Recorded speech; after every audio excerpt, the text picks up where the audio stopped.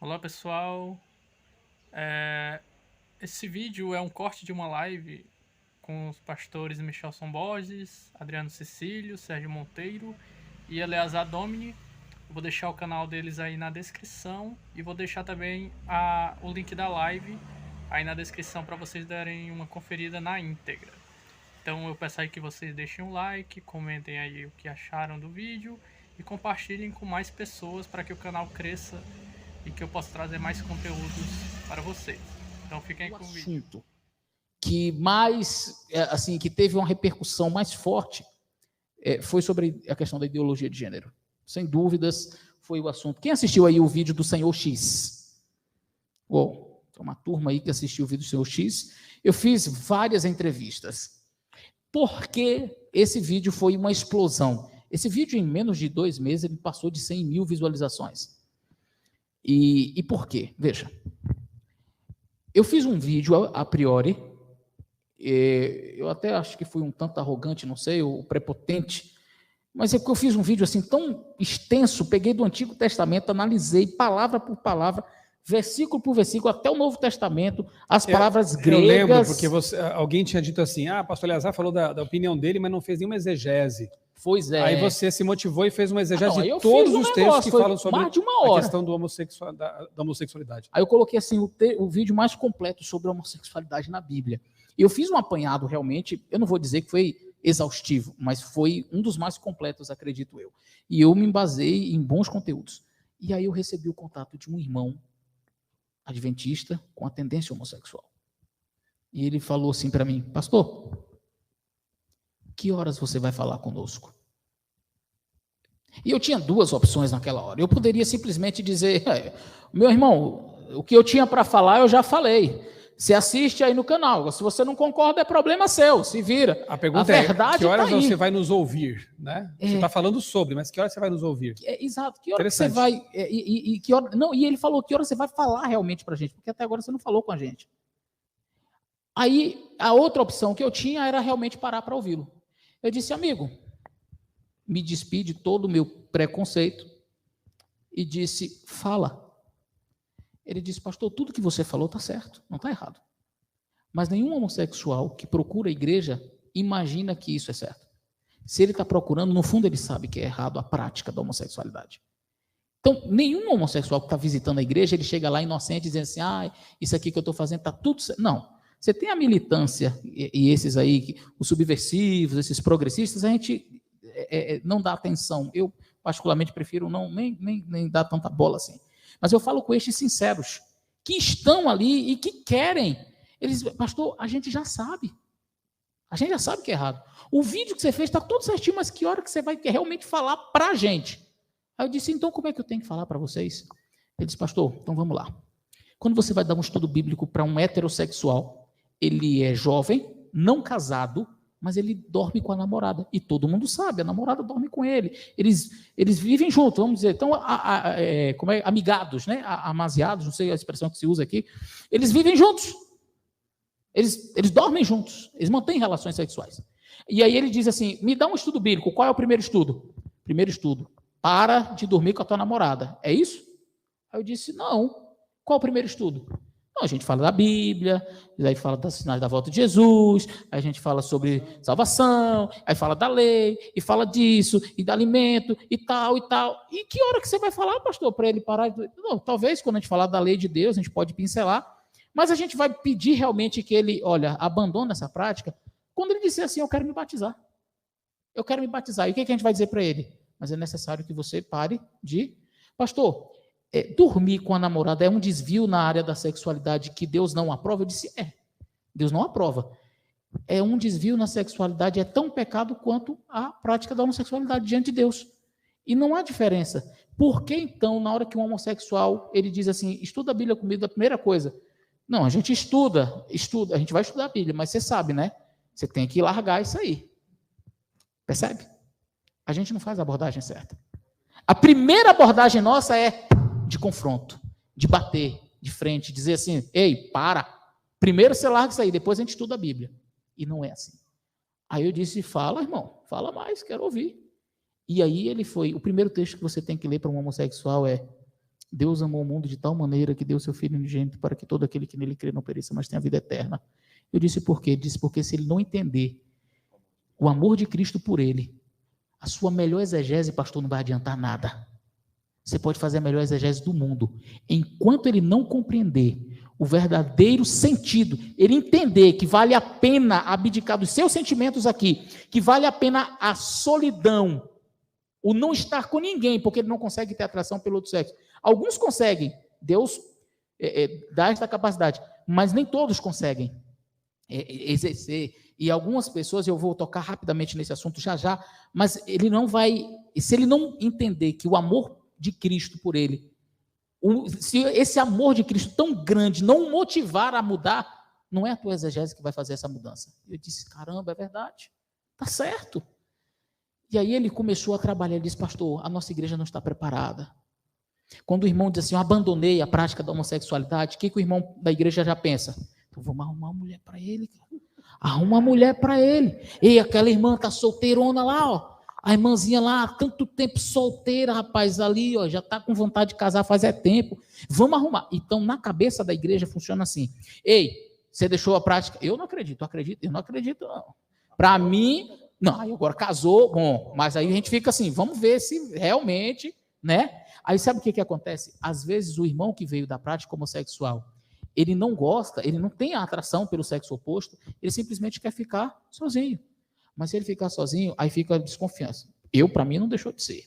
Eu acho que, sei não casa? Para mim, e aí começam as brincadeiras, não dá confiança à pessoa, não, cargo não, vai que... Não integra a pessoa. Não, ele se sente um peixe fora d'água. E às vezes, pastor Sérgio, eu estou reprisando o que ele falou para mim. Às vezes a gente chega na igreja para tentar agradar, para tentar se sentir parte, ele vai e começa a namorar e casa. Sabe o que acontece? O casamento é frustrado, ele não é homem para aquela mulher. Ele não consegue. Aí o casamento se desfaz e alguns voltam para a prática porque pensam assim, realmente eu não tenho jeito. Realmente, eu nunca deixei de ser.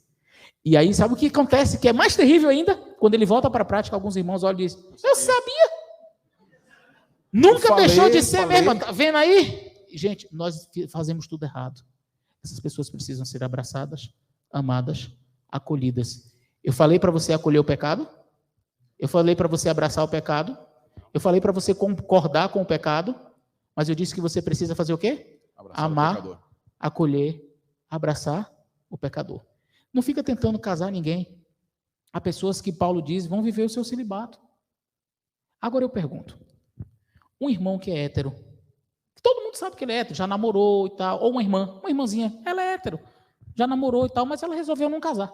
E a gente conhece algumas irmãs que até, por exemplo, separaram, teve uma frustração na vida, não quis, não vou nesse negócio de casar. Ela não é homossexual, mas ela resolveu não casar. Vive a vida dela tranquila. Alguém fica exigindo que ela case para provar alguma coisa? Por que o irmão que abandonou a prática da homossexualidade ele tem que ficar provando alguma coisa para a igreja? Percebe? Então, queridos, esse, sem dúvidas, foi o assunto mais importante do canal. Pastor, você foi assim um grande visionário, eu diria assim, né? Você deu voz realmente àquele grupo que era a minoria das minorias. Porque é um grupo de pessoas que têm essa tendência homossexual, mas não tinha voz, porque eram pessoas que queriam viver uma vida de santidade. Sim. Com Deus. Tem tendências? Sim. Todos nós temos tendências. Todos nós temos nossas lutas, né? Sejamos hétero ou homossexuais. Todos temos lutas.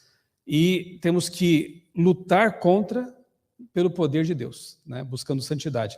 Então você deu voz a um grupo que era a minoria das minorias. E você entrevistou mais pessoas, inclusive, nessa linha. E isso foi uma bênção, porque ajudou muitas pessoas a entender de uma forma bem mais adequada essa questão. E quer que eu te diga mais? Teve um jovem que me procurou, ele disse, pastor, quando nós saímos da prática da homossexualidade, que a gente está envolvido no movimento LGBTQIA+, enfim, quando a gente está lá, a gente é bem aceito e tal, apesar de existir muitas divergências entre eles. Mas a gente é aceito. Quando a gente diz assim, eu vou para a igreja, já há um preconceito gigantesco da parte do movimento contra eles. Então tu vai ser crente.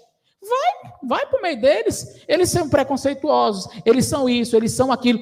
Então, se você quer, então te vira. Também a gente não tem compromisso com você. Então ele diz, Eleazar, não pense que nós não sofremos preconceito quando nós saímos. E eu vi, Somos... eu me recordo que em alguns dos comentários desse vídeo, exatamente esse senhor X, ele foi atacado por várias pessoas ali nos comentários. Foram descaridosos. Verdade. Foram péssimos. Alguns comentários que queriam jogar lá para baixo e tentaram fazer tudo aquilo que eles acusaram os crentes que queriam fazer. Agora, imagina eles saindo de um movimento desse, tendo coragem de ir até a igreja. Aí chega na igreja... Pronto. Recebido dessa maneira. Pronto. Aí o que acontece? Ele disse, nós já sofremos o preconceito de lá de fora. O movimento LGBT não aceita que você saia, vá para vir para o meio religioso, porque, segundo eles, o meio religioso é homofóbico. Ok? Aí eles vêm para o meio religioso. E quando ele chega no meio religioso, o que ele encontra? Preconceito. Outra parede. Teve um deles que falou para mim, disse, pastor, nós ficamos sem rumo. Porque nós sofremos preconceito lá fora. Aí o lugar onde a gente deveria ser amado, e não é assim, a gente chegou, então já venceu. A igreja não tem que chegar e abraçar o homossexual que venceu a prática. Não, esse daqui já conseguiu, então vamos abraçá-lo. Não, aquele de lá, não. Larga ele lá. Primeiro, não. Chegou, quer ajuda, você faz o quê? Abraça, irmão, ajuda o homem. Aquela velha comparação, né? Não é um hospital a igreja? Então você vai receber os doentes. E aí, rapidinho, só concluir isso. Fala, depois eu concluo. O Adriano vai lembrar de uma vez, o pastor Adriano vai lembrar, uma vez quando o pastor Luigi, o doutor Luigi, foi falar para a gente no seminário, e ele contou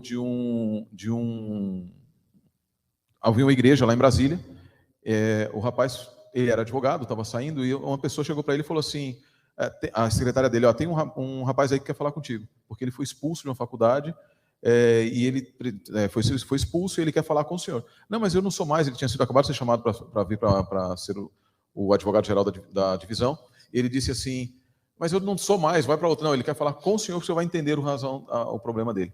E ele entrou e começou a contar, olha, eu fui numa igreja, e ele chegou numa igreja, tinha um monte de pessoas ali, e essas pessoas olhavam, e sempre vinha uma série de estudos bíblicos, uma semana de oração, e vários domingos à noite, e entrava uma loira, todo mundo embasbacado com aquela mulher linda que entrava e se sentava no primeiro banco, e primeira semana, e depois, e foi 1 mês, 2 meses, 3 meses, um tempo, até que desapareceu.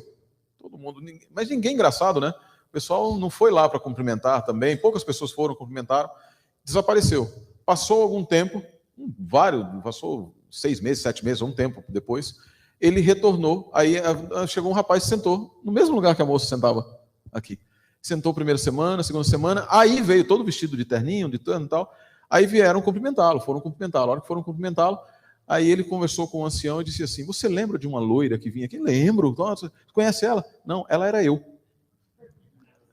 Porque ele falou, eu me senti tocado pela mensagem, e não foi, porque a única pessoa que foi falar com ele, com ela naquele momento, com ele ali, foi o pregador que foi falar para ela assim, que bom que você está aqui. Sabe que Jesus te ama muito. Independente de ser uma drag queen, um transexual, alguma coisa, ele foi conversar e foi abraçá-la. E ela se sentiu tocada pela mensagem por Cristo. Ela desfez a cirurgia, não sei como é que funciona isso, mas foi lá, segundo ela, desfez a cirurgia de transformação, voltou, se integrou à igreja, e quando foi para essa igreja, para essa faculdade, na faculdade, quando descobriram que ela tinha um ministério para conversar com transexuais, com homossexuais, uma faculdade cristã, quiseram expulsá-la. E aí foi quando o doutor Luiz falou, não, então eu vou pegar a causa para te ajudar nesse sentido. E levou. Aqui o que o pastor Eleazar está dizendo, eu acho que isso é fantástico, isso precisa ser dito e repetido. Nós não temos outro meio para alcançar as pessoas que não seja o amor de Cristo. Como teólogos, como pastores, não é a doutrina da igreja que alcança, não é a leitura da Bíblia, nem dizer que a leitura da Bíblia é a correta, melhor é essa, a Bíblia de Jerusalém é aquela, aquilo, etc, etc. Não são 5 centavos, não é a exegese do hebraico, não é o grego, não é o criacionismo, é Cristo e esse crucificado. Sem Cristo e esse crucificado, o homossexual vai continuar sendo um homossexual perdido. Mas com Cristo e esse crucificado, ele pode continuar sendo um homossexual sem praticá-lo, mas ser um homossexual salvo. Assim como um assassino, um pecador, um adúltero, porque sem Cristo eu sou um pastor perdido. Com Cristo, até pastor pode se salvar. Amém. Até pastor pode salvar. O que aconteceu? Eu conversei com esse senhor X e ele falou, disse, pastor, uma das frases que ele disse, eu disse, e a vontade? Ele disse, pastor, minha mente domina o meu corpo. Meu corpo é dominado pela minha mente. E minha mente é dominada pelo Espírito Santo. Pode o sangue dar na canela. Essa é uma expressão lá do Nordeste. Pode dar o sangue na canela. Tipo assim, o negócio pode estar, sabe? Eu não vou ceder. Eu não consigo, pastor, me casar com alguém. Mas eu vou viver para Cristo. E Ele é tudo o que eu preciso. Depois disso, pastor Michelson, nós entrevistamos mais algumas pessoas. Eu entrevistei o Dr. Flávio Amaral, que ele é do Amizades Verdadeiras, aqui da Central Paulistana. Um ministério de apoio, né? Muito Um ministério de apoio fantástico. Entrevistei a ex-Miss Brasil Gay, que é o Marcelo, do Rio de Janeiro, que foi um testemunho também fantástico. Depois aí alguém disse assim, mas pastor, até agora você não entrevistou nenhuma mulher. Fiz verdade. Entrevistei a Juliana Ferron. Quem viu esse vídeo da Juliana Ferron? Fantástico também. Excelente vídeo, onde ela fala muito bem e foi muito bom. Mas até então também não tinha entrevistado um transexual. Eu já tinha entrevistado transgênero, né? Mas tem transexual, aquele que faz a mudança de sexo. Que foi o último vídeo. Eu entrevistei também o Flávio Amaral, que foi travesti e se converteu e deixou de ser, voltou a ser o homem, mas ele não tinha passado pela transformação corporal. E o Robert Diego passou. Foi para a TV Record, algumas televisões aí entrevistaram ele. Ele, inclusive, fez a cirurgia da mudança de sexo. A história dele é fantástica. Se você não assistiu, você precisa assistir. Um jovem fantástico. E assim, quando você vê as fotos dele como mulher, você diz, caramba, ninguém dizia que era um homem. E ele, assim, colocou silicones, retirou o órgão e fez o órgão feminino. Existe essa cirurgia para mudar. Ele foi para a Indonésia.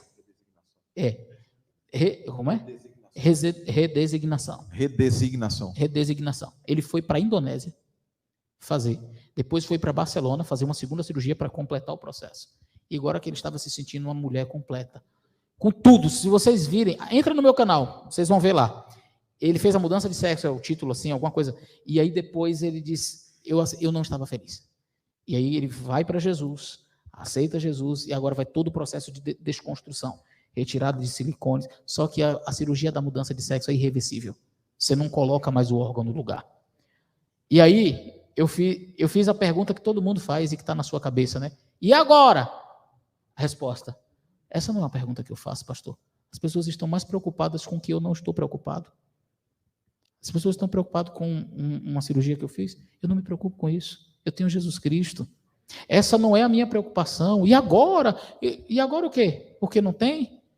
Eu não vou me casar com ninguém, eu vou viver para Jesus e pronto.